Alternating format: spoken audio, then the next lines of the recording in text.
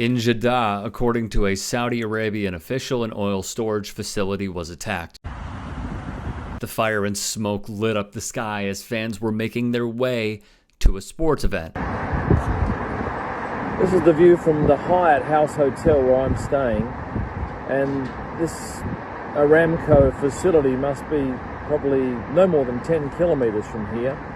It's been going for several hours now, and when I was driving back from the track, you could just see this orange glow in the sky. Kim Illman, a well-known photographer, gave us insights from his hotel room. And there's no way they're extinguishing that in a hurry. That's going to burn for some time, I'd suggest. It's an attack by, from what I've read, and you probably read the same thing, some Yemenis.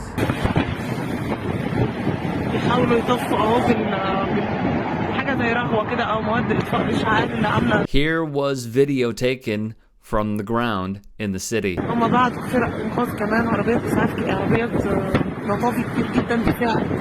However, this was not just any sports event. Now, the attack came just 48 hours ahead of a Formula One race. However, Saudi authorities have pledged that the upcoming Grand Prix would go on as planned, although the second practice was delayed due to heavy smoke in the area. The second practice run was delayed by 15 minutes due to the heavy smoke. It was the Saudi Arabia Grand Prix. A few kilometres away, the famous faces of world motorsport navigating this same scenario as the blaze held up practice. Formula One has seen a huge swing in popularity, and let's be real, you think these guys were going to let an attack close by stop their investment? Well, think again. According to the BBC, the drivers spent 4 hours after practice on Friday discussing whether the race should be run, but eventually at 2:30 a.m. local time on Saturday, they agreed to race.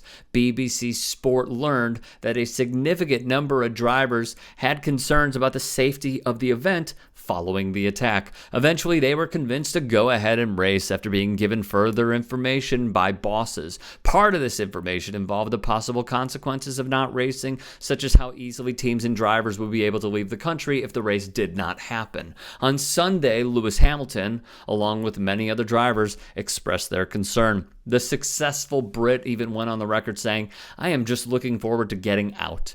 The weekend, dominated by the missile attack, almost resulted in a driver boycott of the race. With distaste at the regime's appalling human rights record and fears for the safety of their teams, it took that long meeting before drivers were ultimately placated and persuaded to race. After these attacks, the drivers and their teams expressed concern because, of course, who wouldn't? The Guardian wrote of HRW's findings. They cite the regular use of torture on detainees. Same-sex relations remain illegal, punishable by flogging or imprisonment. The state has made much play of how progressive it has been in allowing women the right to drive. However, HRW reports some prominent activists spent nearly 3 years in prison for peacefully protesting for that right. They remain under suspended sentences, banned from travel, and prohibited from pursuing their human rights work, all of which F-1 was more than aware when they first agreed to race in Saudi Arabia last year, but they were reminded in no uncertain terms of exactly with whom they were dealing just days before arriving in the country. On March 12th, the state executed 81 men in a single day. Reprieve, which investigates and campaigns against human rights abuses, said it was wrong for the sport to have a race in the nation. Director Maya Foa spoke with the Standard. F1's CEO says Saudi Arabia is headed in the right direction when the kingdom is on track to execute almost 500 people this year, more than twice as ever before. By racing there so soon after a mass execution, Formula One is signaling there will be no consequences for executing people who took part in pro-democracy protests. The 10-year deal F1 has just signed with the kingdom is effectively a contract to sportswash Mohammed bin Salman's blood-soaked regime. Obviously, at this point, everyone watching knows of the CIA's findings that MBS and the Saudi regime killed and dismembered Washington Post journalist Jamal Khashoggi. While I do understand these sentiments, the sports washing from Saudi Arabia has been in full motion. This is not anything new. My lone question to the drivers is this: what did you expect? At this point, you're all pawns in the F1 game. And I know that this is harsh to say, but when a company like Formula One, a really powerful sports organization, solidifies a near $1 billion investment just to see you guys go 230, 240 plus miles per hour, what did you expect? I also understand that many athletes like to stay away from these questions and these serious issues and subjects. But when you visit a country like this, and you know the human rights violations that are going on, the questions also come with the territory. Specifically, the human rights violations and the number of executions that are occurring in the very same country where you guys are supposed to be racing. The Guardian reported Hamilton was believed to be one of the drivers strongly in favor of canceling the race, and after taking the 10th place, he only wanted to leave. Quote, "I am so happy the weekend is done. I am so happy that everyone is safe. I am just looking forward to getting out. I just want to go home." Red Bull's Max Verstappen won the race but said, "We had a lot of guarantees that, of course, it would be safe. But after this weekend, all the drivers together, we will speak with F1 and the team bosses to see what is happening for the future." It appears though many are starting to call for change in the sport. iNews's Kevin Garside wrote, "What events in Jeddah highlight is the peril for all sports, not just Formula One, engaging in dangerous liaisons with questionable regimes for cash. F1 was shocked to its core.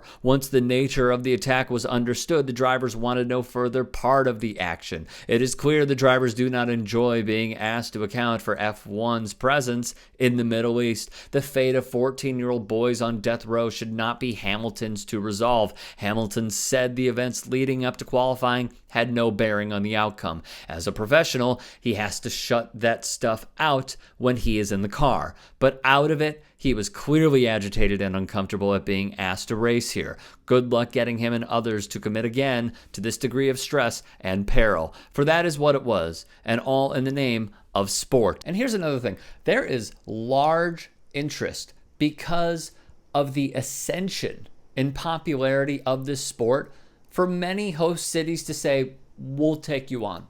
We'll make an investment as well." It seems like there's a long queue to join F1, which is holding a record 23 race season. The sport's popularity has risen with Netflix series Drive to Survive and was boosted by last year's thrilling duel for the Drivers' Championship between Lewis Hamilton and Verstappen. Currently, Saudi Arabia is leading a coalition against the Iran-backed Houthis, who seized Yemen's capital of Sana'a in September 2014. The kingdom entered the war in Yemen in 2015 and has been internationally criticized for its airstrikes killing civilians. The Associated Press then asked, if F1 should not be going to places that are at war, like Russia, then why go to Saudi Arabia? A damn good question. Human Rights Watch also reported that in its 7-year war in Yemen, Saudi Arabia has a sordid record of unlawful attacks targeting civilians and civilian infrastructure in areas held by the Houthi armed group. Let it be noted that F1 acted with unprecedented speed to cancel the Russian GP within hours of their invasion of Ukraine, yet has not batted an eyelid to what is happening in Yemen. Amnesty International UK head of campaign said, "We are calling on everyone involved with the race, drivers, managers, fans, to educate themselves and be prepared to speak up and speak out about Saudi human rights violations." With many sports organizations taking a principled stance over Russia's aggression in Ukraine, the line that sport and politics don't mix won't hold water. Despite claims that sport going to the Kingdom of Saudi Arabia would lead to positive changes, we are instead witnessing the opposite. The human rights situation in Saudi is bad and getting worse. The Jeddah Grand Prix is yet another example of bald-faced sports washing with the hopes that the glitz and glamour of F1 rolling into town will detract from these grotesque violations of human rights. Prior to last year's race in the Gulf Kingdom, Hamilton expressed discontent over the decision to add the Saudi GP MVP to the F1 season. Do I feel comfortable here?